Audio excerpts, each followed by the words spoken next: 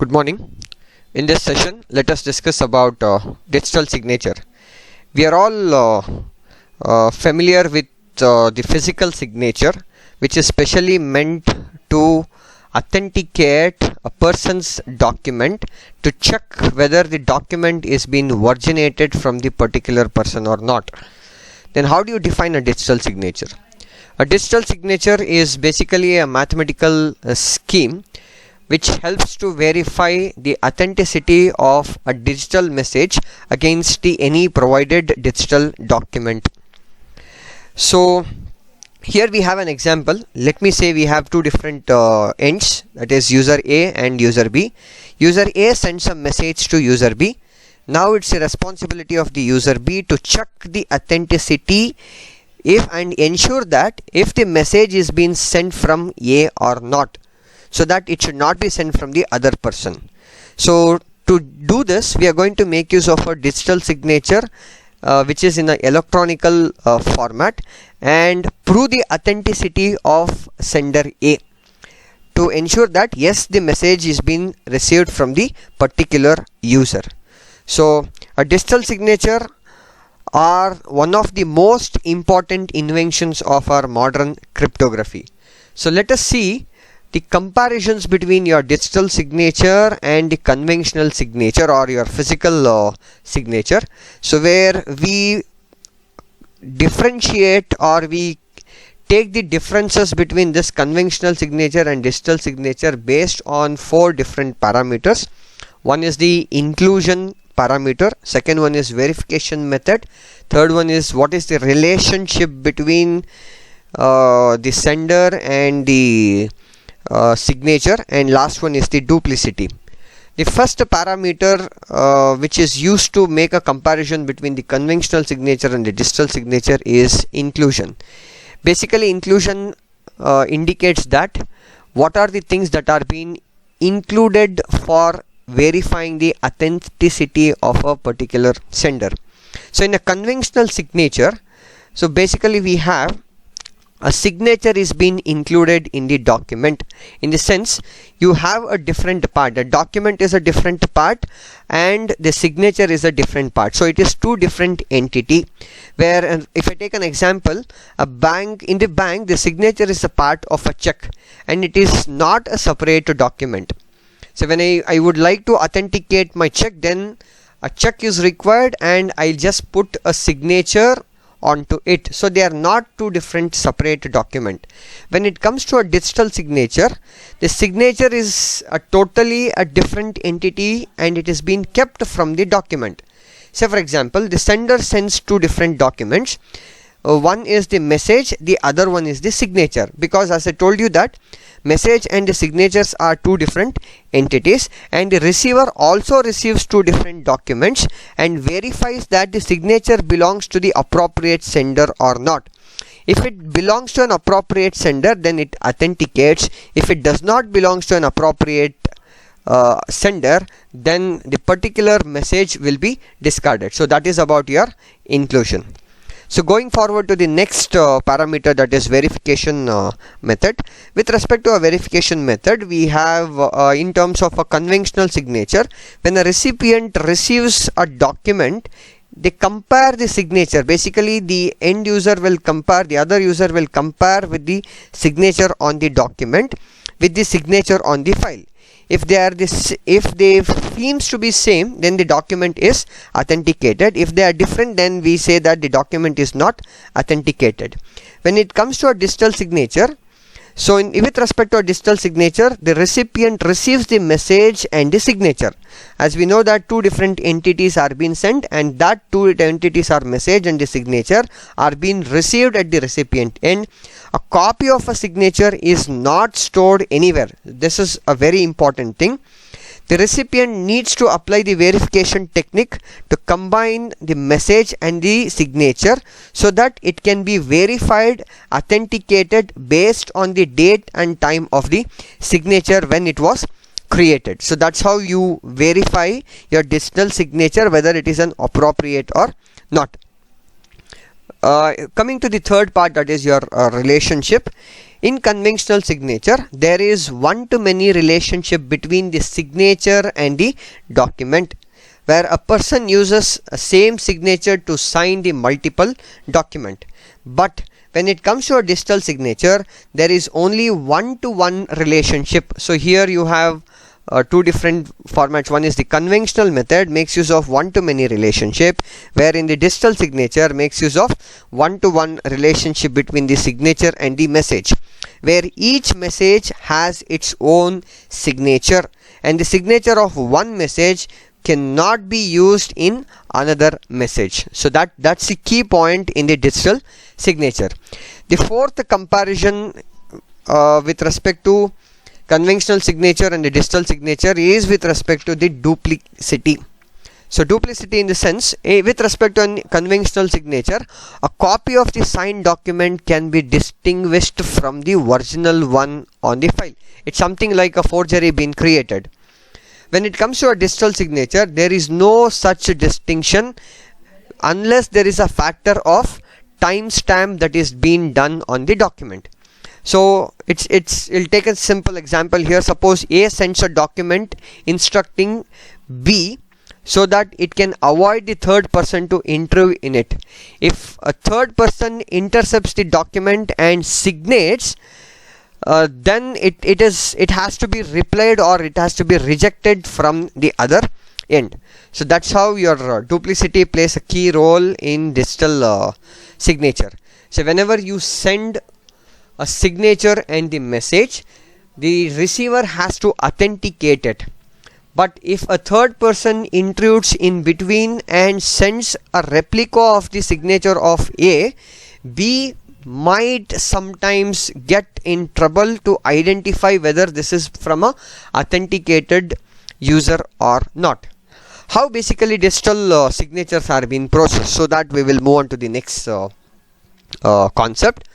So here we have a simple diagram representing how a digital signature is being processed. So we have a sender here and we have a receiver here, and here M represents the message and S represents the signature. The sender sends a message and makes use of a signing algorithm to sign this particular message, and this particular signed message is being sent to the receiver, where the receiver is going to receive this signed message. At the receiver's end, the receiver is going to receive a message as well as the signature and applies the verifying algorithm to check the combination of the result is true or not. If the combination of the result is true, then the message is accepted. If the combination of the result is not true, then receiver truly definitely is going to reject it. So here, say here it's an sender and the receiver. Sender sends a message and takes the help of the signing algorithm to create a signature, and message as well as the signing algorithm is being sent to the receiver end. So receiver end receives both the combination of the message and just checks, verifies against the verifying algorithm. If the result and combination of the resultant is similar, then the message is accepted, or else the message is totally rejected. And adding an additional feature to it, where we take the help of the key. So here we have a provision to add a key to the digital signature and process the message, so that the message is being sent from one end to another end with the help of a signing algorithm. But this time the signing algorithm is going to make use of a key. So in a digital signature, the user has a private key, especially the sender will make use of a private key, applying the signing algorithm to the signed document. So on the other hand, the public key of the signature will be verified and applied to the verifying algorithm to verify the document. See here, I'll take a message which is being sent from the user called as an Alice. Now a signing algorithm is being created against the message, but this time a private key is also being used to create a signing algorithm. So a message and a signing digital signature is being created with the help of a Alice private key. So now two documents are being sent. One is the message, the other one is the signing algorithm key, but this time the key is being created. That means your algorithm, signing algorithm, is being integrated with the Alice private key, and this particular information is being sent to the Bob's system. Now Bob, what he does is he verifies the algorithm using the public key of the Alice. So here the key thing that what you have to know is, whenever the Alice sends a message along with the signing algorithm, Bob should always have the public key of the Alice. If Bob doesn't have the public key of the Alice, then Bob will never be able to identify or check the authenticity of your digital signature. So in this particular case, the message and the digital signature which is being sent here is being verified with the help of a verifying algorithm with the help of Alice public key. Only the difference between the previous method and this method is we are going to make use of private key and the public key. At the sender end, private key is being used along with the signing algorithm. At the receiver end, public key of a sender is being used to verify the digital signature algorithm. So going one step forward to it, because this chapter always deals with the hashing function, how do we make use of a message digest and allocate the digital signature for my message digest? So that is how you perform signing the digest. So here what I do is, Alice sends a message, and this message is being converted into a message digest using one of the hashing algorithm, generating a message digest. So this is what we have discussed in the couple of previous classes. Now the message is not being sent here, rather than that the message digest which is being generated from the message hash function is being sent and given to the algorithm, that is digital signature algorithm. And here again we make use of Alice private key. So we send a message, message digest, this is not a message, message digest, and digital signature which is being created from the message hash as well as the digital signature of the Alice private key, that is being sent to the Bob's end. Now what Bob does is, Bob makes use of Alice public key and verifies whether the signing algorithm is appropriate or not. The digital signature is being appropriate or not is just verified using the signing algorithm. So if it is being correct, then the message hash is being reconverted into your message to check whether your key digital signature is being appropriate or not, to authenticate the message is being sent from the appropriate Alice. So I'll just repeat this. So message is being created, hash message is being created from the message using a hash function, and the same message digest is being given to a signing algorithm to create a digital signature with the help of Alice private key. Now we know that two different entities will be sent. One is the message, the other one is the digital signature. So this time the message is same, but what we are going to do is, the digital signature is being now created with the message digest and the Alice private key, that is being sent to the Bob's end. Now as a part of that, Bob makes use of Alice public key and the hash and your message digest, and verifies against your message digest and as well as the Alice public key to check whether your document is appropriate against the sent digital signature or not, and that's been done at the Bob end. If it is not similar, then Bob certainly rejects the document. It's indicating that this is not an appropriate message which has to be received from the Alice end. So this is how it goes. Let me give you a brief description about assigning to a digest. So here a digest is made out of a message at Alice end. See, the digest goes through the signing process using the Alice private key. Alice then sends a message and a signature to the Bob. At Bob's end, using the same public hash function, a digest is first created out of the received and calculates are done at the signature and the digest. So that's what happens at the Bob end. Verify the process and also determine whether the signature is being received from the appropriate user or not. If it is been authenticated along with the proper message, then the message is accepted, otherwise the message is rejected. So we do also have some of the services where we can expect from digital signature, and those fundamental services are message authentication, message integrity, non-repudiation, and the fourth one is the confidentiality. So we will discuss one by one. Coming to the first part, that is your message authentication. With respect to a message authentication, so it's a data origin authentication. It is also called as a data origin authentication, which helps to confirm the message that is came from the stated sender.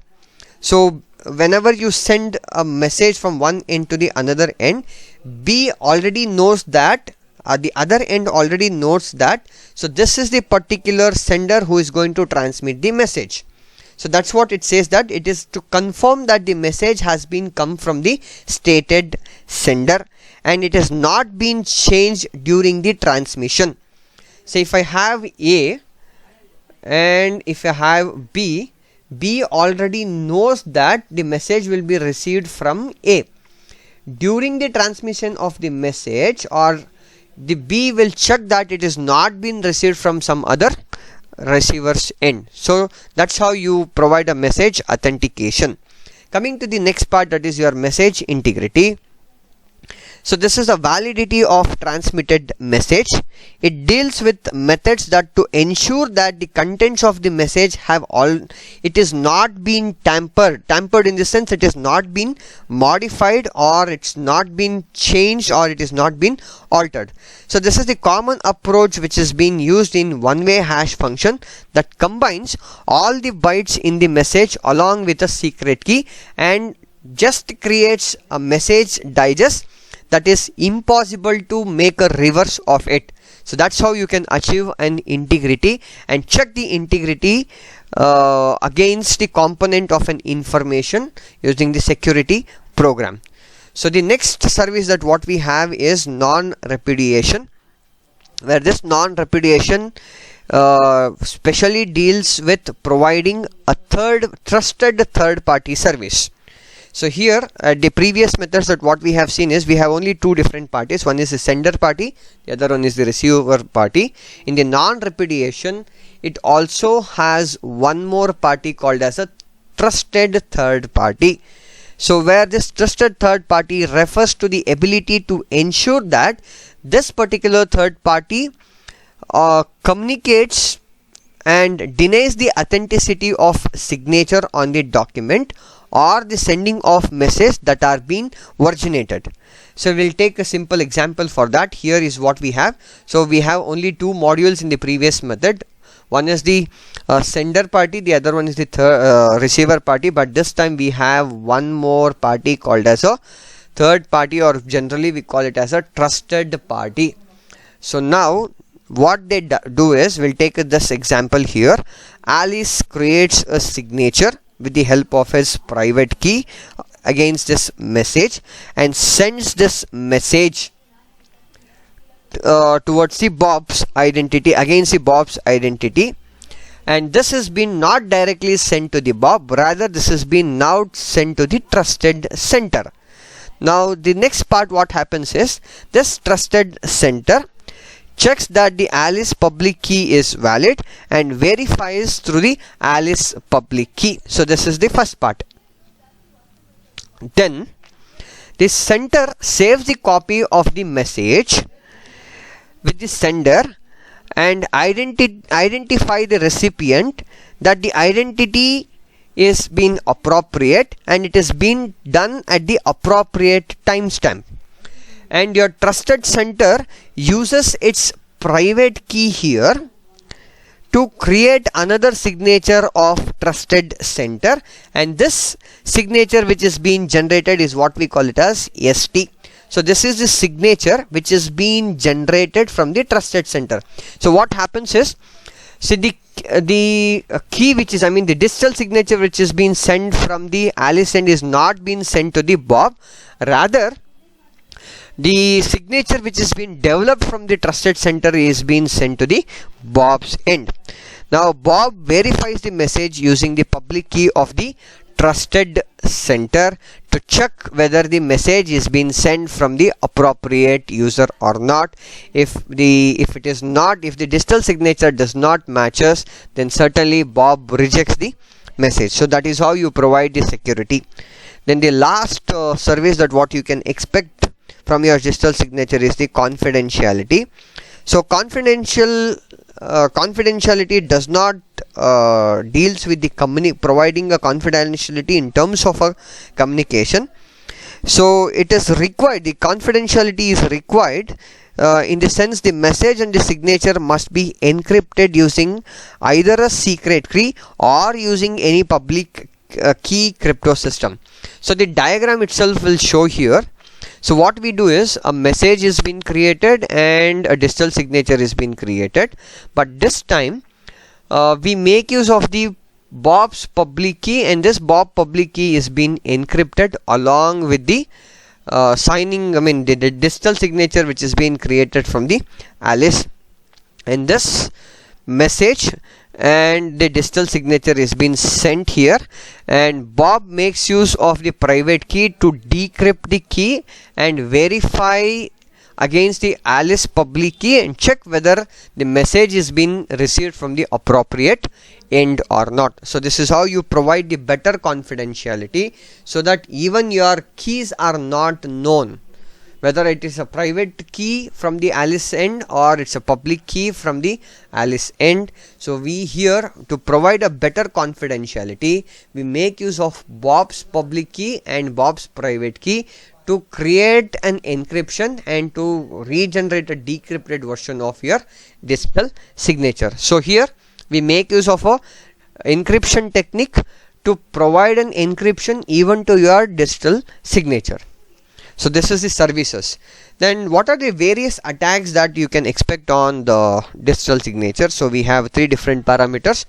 One is key only attack, the second one is known message attack, the third one is chosen message attack.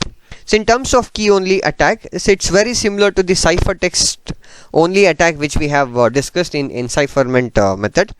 So here the third party, I mean the unauthorized user, has access only to the public information which is being released by the actual sender. So this might create a forge of a message, and the third unauthorized person will create the signature of the sender to convince the receiver that it is being created from the original sender itself. So it's a very simple one, where here you have A is a sender and we have a B here, and A sends a document to B along with the digital signature. So this is what we know. So a message is sent along with the digital signature. Now we have one more person called as a C, who is an unauthorized person. Now what C does is, C directly sends a message with the digital signature indicating that the message itself is being sent from the sender A.